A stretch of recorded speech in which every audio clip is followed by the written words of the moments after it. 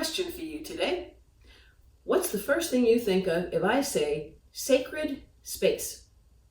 We're going to answer that. We're going to create a project around it.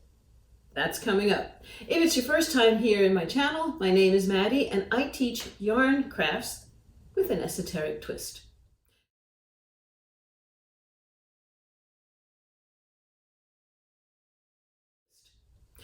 So getting back to that sacred space, chances are you thought of either a church or a temple or mosque, some sort of building that you see in modern day.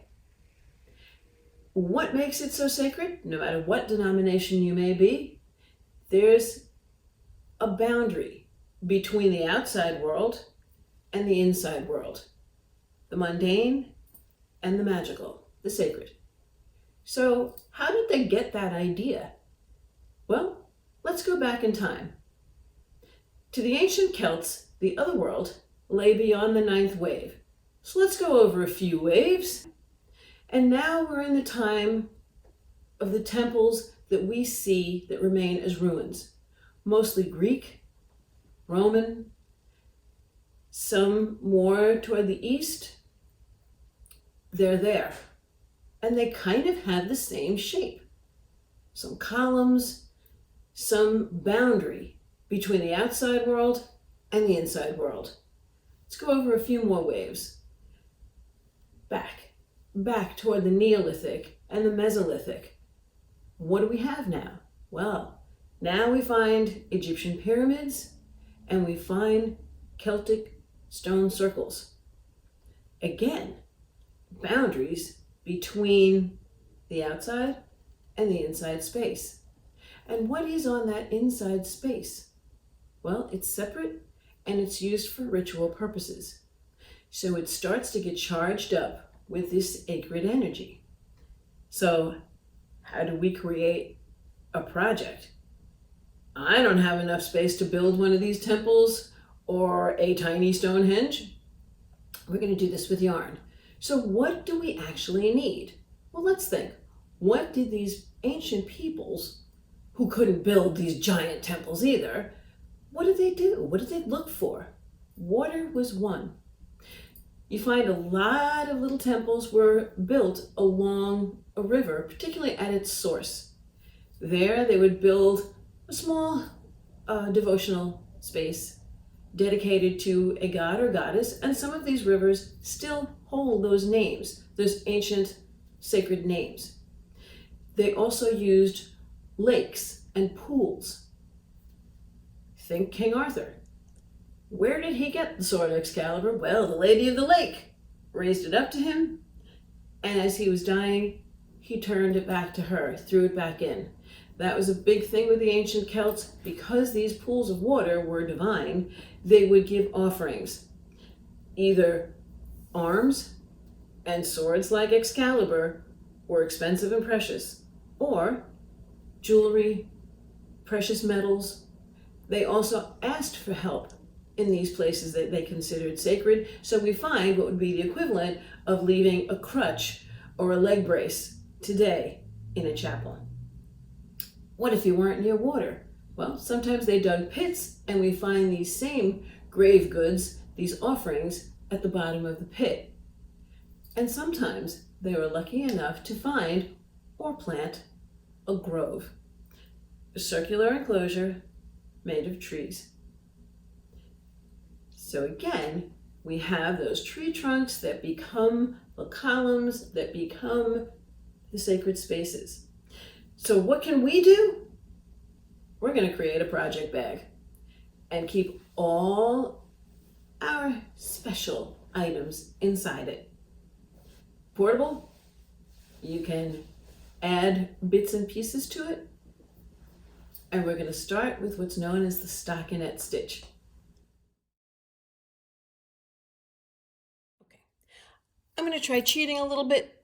I'm just going to try using the tips of my circular needles. These are size 8. You can see where they would normally screw into the cable, but I'm always getting tangled in the cable. So let's see if I can contain my stitches on these little 5-inchers. So if you remember, we're going to leave ourselves a length of yarn, make our slip knot. I will leave a link above.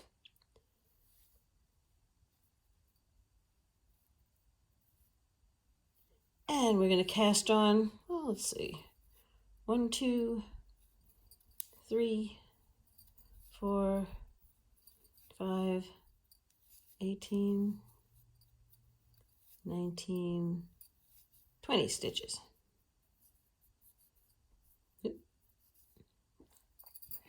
So I'm going to pull this little friend of ours back, and you can see this is when we did the reverse garter and the garter stitch.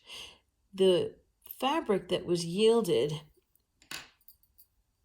has these little ridges. You can see them. There are these little garters, and you can feel them. So they run along the length of the fabric as the stitches intertwine. If you just knit front and back, or just purl front and back, you're going to get ridges, garter stitch. What we're going to do today is switch back and forth between knit and purl. Let's start with our yarn in the back, and we're going to knit. Remember, knitting, everything is behind you. You're pushing away. The yarn is held in the back. So this is the knit stitch as we've been doing it.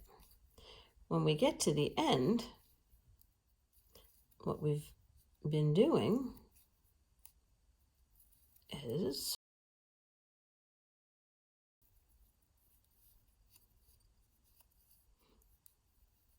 flipping the yarn, and you can see there are their little pearl necklaces.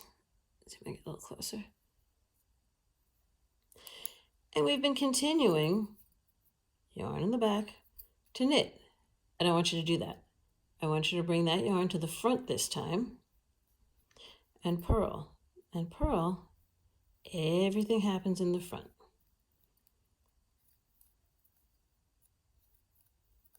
So this whole row is going to be purl.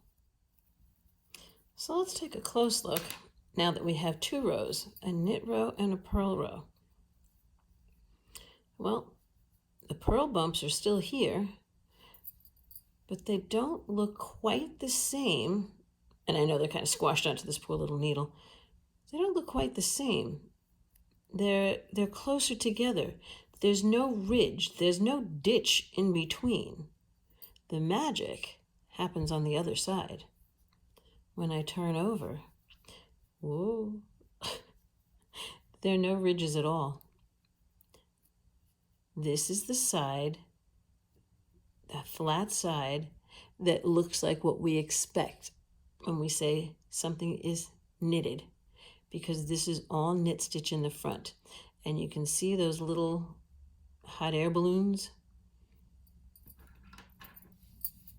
If you trace the yellow, kind of forms like an upside down teardrop around the neck of the stitch, the green stitch that's on the needle.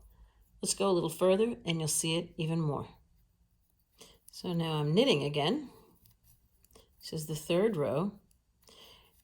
And you sort of get the idea that usually, not always, but usually, right side rows are the odd numbered rows,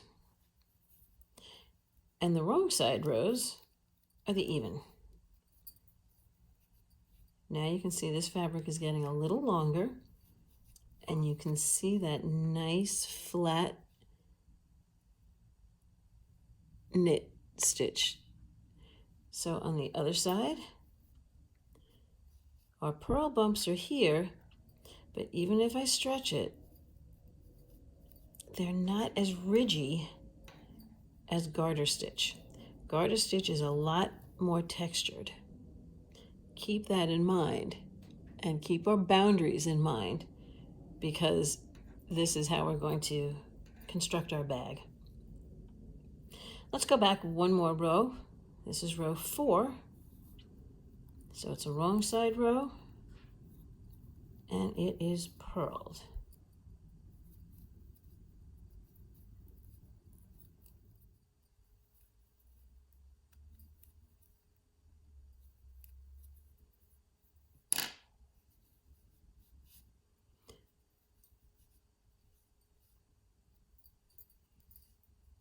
Knit on the front, purl on the back, and now you start to see one of the differences between a stockinette piece of fabric and a garter piece of fabric. We did 4 rows, and the length of our fabric is equal to, every ridge is 2 rows, 2, 4, 6 rows of garter. So stockinette tends to be longer. It's elongated. I'm going to stop here and bind off. Again, if you need a refresher, I will leave a card on how to bind off.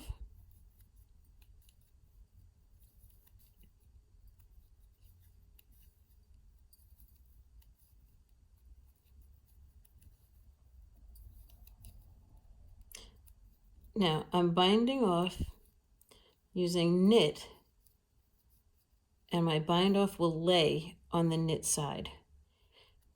If I were binding off on the purl side, I would have my yarn to the front and I would be purling my way off.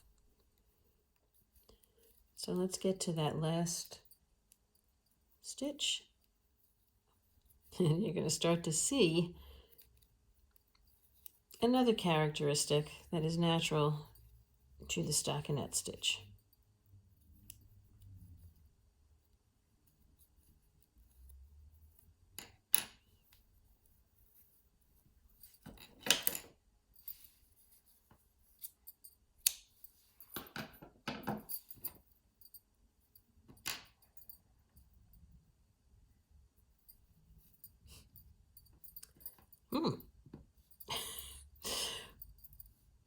Garter stitch, and you can see it. Its basic nature is horizontal. So it tends to lay flat, it tends to pull sideways, and if it's going to curl up, you can see this one wants to smile, it's going to curl this way. Stockinette, even though its nature is more vertical, and you can see we got the same amount of fabric, 6 rows or 4, because of the shaping of the stitches. This one's going horizontal, this one's going vertical, but if I let it go, it curls up. You see it? On the vertical. So unless we find some way to pin this down, and for that we do use garter stitch, this garment will always curl up at the end. So if you notice on a lot of knitted sweaters, even though the body of the sweater is this knit stitch, there's a rib stitch down here. That rib stitch is alternating knit, purl, knit, purl, knit, purl. It's the purls that pull sideways. So pulling sideways and the knits pulling vertically, and that'll stay flat. So there we have our little swatch. Now, okay, so you know the knit stitch, you know the purl stitch, so what do I have to practice? Well, what if I put this down? What if I put them down and I'm talking and I'm, carrying on and having a snack and writing a letter or whatever. Now I need to pick this thing up again. Let's say this is my working yarn. This is the piece I cut. This thing is on the needle. Which way am I going? Well, you have to look at your fabric. What do you see? Does it seem to be going horizontally? Are all your pearls in a row? Or do you have these little arrows pointing up and down? That's your knit side. So you have to know which side you're on, or else you get this rogue row of garter, and it will look like one of these rows, a bumpy strip in the middle here someplace. So just be aware of which one it is. Look at it carefully before you continue on. Yes, you see these little pearl bumps at the bottom. That is the cast on. If we were doing something for a garment, for the bag, you're going to want to be very careful of your cast on. Truthfully, this one is backwards. Looking at it, and I saw the pearl bumps. I knit anyway.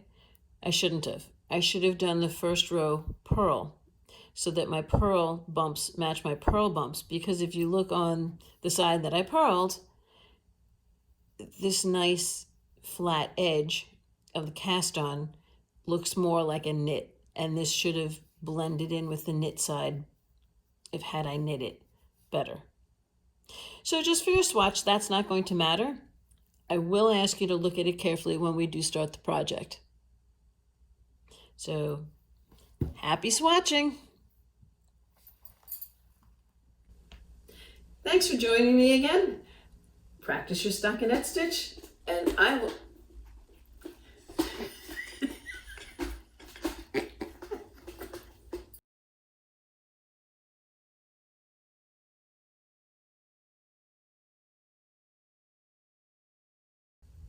Thanks for joining me again. Practice your stockinette stitch, and I will meet you back here next week when we start the actual project bag.